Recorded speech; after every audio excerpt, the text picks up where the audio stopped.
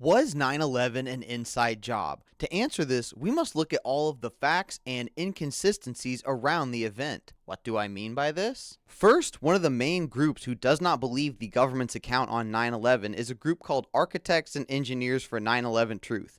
This group consists of over 3,500 architects and engineers with PhDs and experience who have all signed a petition saying that the collapse of the Twin Towers, from a physics perspective, makes no sense.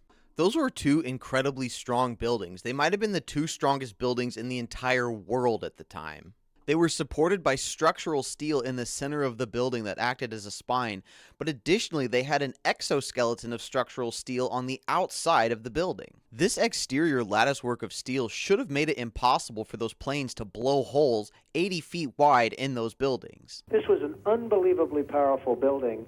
If you know anything about structure, it was one of the first buildings that was built from the outside. The steel, the reason the World Trade Center had such narrow windows is that in between all the windows you had the steel on the outside. So you had the steel on the outside of the building. That's why when I first looked, and you had big, heavy I-beams, when I first looked at it, I couldn't believe it because there was a hole in the steel. And this is steel that was, you remember the width of the windows in the World Trade Center, folks. I think you know, if you were ever up there, they were quite narrow. And in between was this heavy steel. I said, how could a plane, even a 767 or 747 or whatever it might have been, how could it possibly go through the steel? I happen to think that they had not only a plane, but they had bombs that exploded almost simultaneously, because I just can't imagine anything being able to go through that wall. Most buildings are built with the steel is on the inside around the elevator shaft. This one was built from the outside, which is the strongest structure you can have. And it was almost just like a can of soup. Understand that airplanes are just aluminum tin cans. They're lightweight. They have no strength.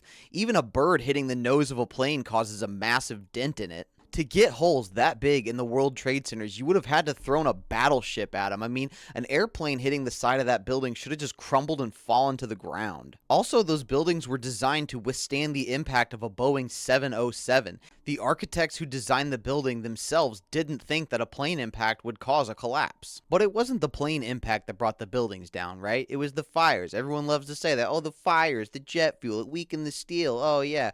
Okay, well, that doesn't make sense either. Mainly because no steel-structured building in the history of steel-structured buildings has ever collapsed due to fire, except for 3 times it happened on September the 11th. Those are the only 3 times in human history that a steel-structured building has been brought down because of fire. And those fires weren't even that hot. Most of the jet fuel was burned up in the initial fireball. Haven't you ever lit anything on fire with gasoline, like a big stack of wood? There's a big whoosh, and then after the first minute, all that gasoline's gone. Well, that's the same thing that happened in the World Trade Centers. All the jet fuel was immediately burned up, and then after about 2 minutes, the only thing that was left to burn is like carpets and drapes and office furniture, just ordinary combustibles inside the tower, which should have never caused the buildings to collapse. Those buildings should have been able to burn for days, weeks even. Just look at this fire from November of 2025 in Hong Kong at the Wang Fuk Court Apartments. Those buildings burned for 43 hours. They were completely engulfed in flames. None of them collapsed. But the World Trade Centers that burned for 60 minutes and 100 minutes, they both collapsed due to fire. Fires that were, by the way, oxygen starved. You notice how the smoke billowing out of the towers is black? Yeah, that's because the fire needs oxygen. It's not burning at its hottest. In fact, the fire in the South Tower was probably about to go out when the tower itself collapsed. Just listen to this recording from Fire Battalion Chief Oriel Palmer, who managed to make it up to the 78th floor of the South Tower, the site of the impact, and said this just minutes before the tower came down. We got 10 isolated pockets of fire. We should be able to knock it down with 2 lines. Ready to that 78th floor, numerous 1045 code lines. What scale are you in, Oriel? South Stairway, Adam. South Tower. I'm going to need 3 firefighters. Adam Stairway to knock down 2 fires. You got a house line stretch. We can hit some water on it. Knock it down, okay? All right, Jetfuel, we're coming up upstairs. We're on 77 now in the beach stair. I'll be right to you. Just 2 isolated pockets of fire, huh? Man, that sure does paint a different picture than what we were told about those fires. Again, these buildings are mostly steel and concrete. There's not that much combustible material inside the towers to begin with. The media portrayed these fires as being extremely hot, but the fires were not that hot.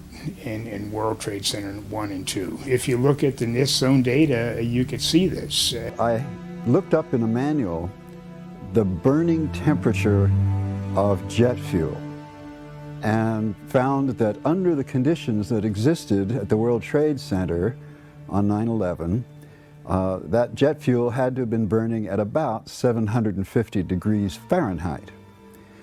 I also noticed that the official explanation of what happened there was that the heat from the fire supposedly softened the steel and thereby brought the buildings down. If you have a flame at 750 degrees, you can hold that flame under a steel beam forever, and you'll never reach a high enough temperature to bend steel, let alone melt it. So immediately I knew at that point that the official explanation was dead wrong. Now let's look at the actual collapse of the towers themselves. They fell down completely into their own footprint at near free fall speed. And the official story is that the floors pancaked. One floor slammed into the next and slammed into the next. There's a few problems with this. Mainly, that's not what pancaking looks like. Pancaking, when it actually happens, it goes floor, floor, floor. There's a pause every time it hits a new floor. These buildings fell completely as if there was no structure underneath them, which again just doesn't make sense from a physics perspective, because all of the structural components underneath the plane impact side of the towers is fine. It should have provided much more resistance when the tower was coming down than it did. The only way that a building can fall at near free fall speed into its own footprint is controlled demolition. Pretty much every structural engineer, architect, controlled demolitions expert agrees on this. And just look at how the towers are falling. It looks like bombs are going off at each floor as it goes down. It's like boom, boom, boom, boom, boom, boom, boom. We can even see these tiny pre-explosions coming out of the side of the building. These are called squibs and are only present during controlled demolition. Oh, and by the way, pretty much everybody present on the ground at 9/11, all the first responders, the police, the firefighters, yeah, all of their testimony, you can hear them say they heard explosions all day long. Even before the towers came down, while they were in the buildings, they could hear explosions going off. And then as the towers fell, they all heard the explosions on the ground.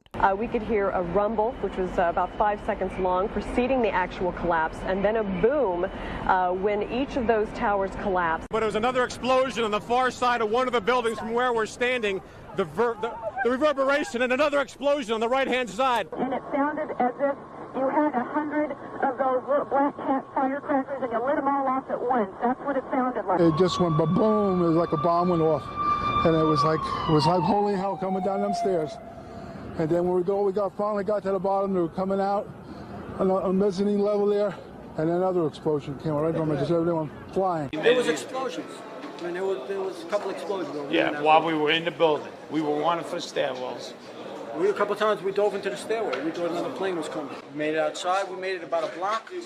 We made it at least two blocks, and we started running. Floor by floor, it started popping out. It was if they had detonated. Yeah, if detonated. they were planning to take down a building. Boom, boom, boom, boom, boom, boom, boom. Did you know that some of the biggest critics of the government's official story on 9/11 are 9/11 victims and first responders themselves because of what they saw and heard that day? Oh, and by the way, pretty much every lab analysis of the dust from the World Trade Center collapse has shown that there's military-grade thermite particles as well as microscopic iron nanospheres that are only produced in exothermic reactions above 2,500 degrees. There was also eyewitness reports of molten steel. Get down below and you'd see molten steel. Molten steel running down the channel rails. Like you're in a foundry. Yeah, like lava. Like lava from a volcano. There was also molten metal seen pouring out of one of the towers just before it collapsed. And then there's this picture from ground zero showing a steel beam that has a perfect 45-degree cut on it with slag pouring off of it.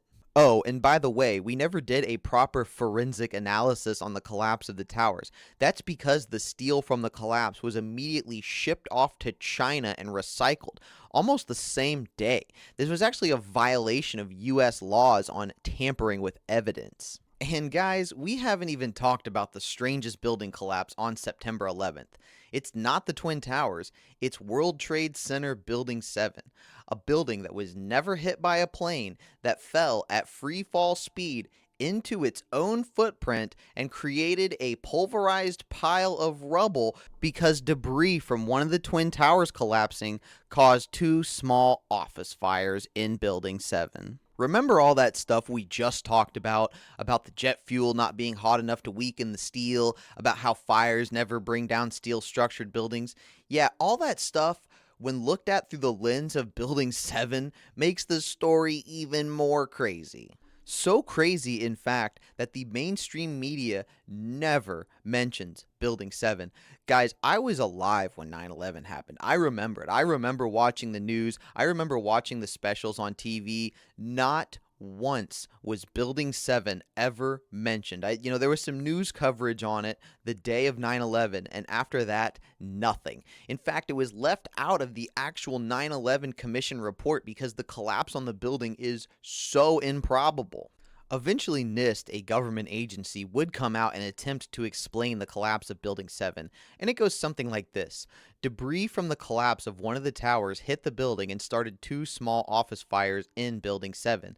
These fires heated up 5 steel beams, which thermally expanded and pushed a structural column 6.5 inches off of its column seat, causing a total and complete failure of all structural systems within the building.